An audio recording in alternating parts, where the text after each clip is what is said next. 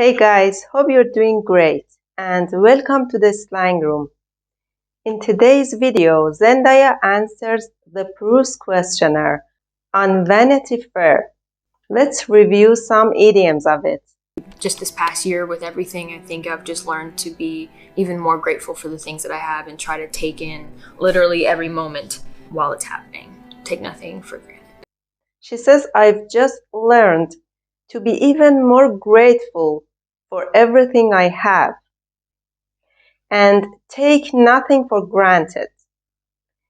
To take somebody or something for granted means to never think about them because you believe that they'll always be available or stay exactly the same. For example, we often take our good health for granted until we get sick. So, when she says take nothing for granted, she means to be grateful or appreciative for everything and not to ignore the value or importance of them. I think it's not fair to say someone is full of themselves or whatever if they actually just love themselves. She says, I think it's not fair to say that somebody is full of themselves just because they love themselves. To be full of oneself is an idiom. When you say to somebody, you're full of yourself, you mean they think that they're very clever, special, or important in a way that annoys other people. Or they're very pleased by themselves. In other words, they have a sense of self-importance or an exaggerated sense of self-worth. For example, she's so full of herself, nobody likes her. But then also, in the same token, I wish I lived in New York. She says, I wish I lived in a farm. And she continues, in the same token, I wish I lived in New York. In the same token or by the same token is an idiom.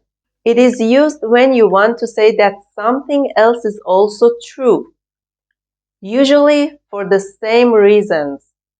Because I love the hustle and bustle of it. I love being able to take the subway. When she's talking about living in New York, she says, I love the hustle and bustle of it.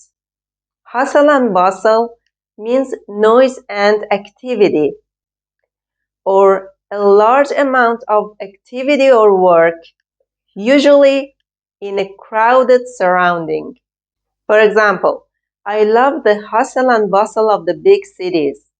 Sam's one of the few people that his writing doesn't ever make me tune out. I'm engaged. When she's talking about her favorite writer, she says Sam's writing doesn't make me tune out. Tune out means to stop paying attention to somebody or something. It means to lose focus. If you tune out reading a book, it means that you stop paying attention to what you're reading. It is sometimes because you're just distracted by something else. But sometimes it is because you lost interest. When she says it doesn't make me tune out, she means that it keeps me involved or engaged. It doesn't make me bored. Thank you very much for watching. If you want to watch the full interview, use the link in the description. Have a good one.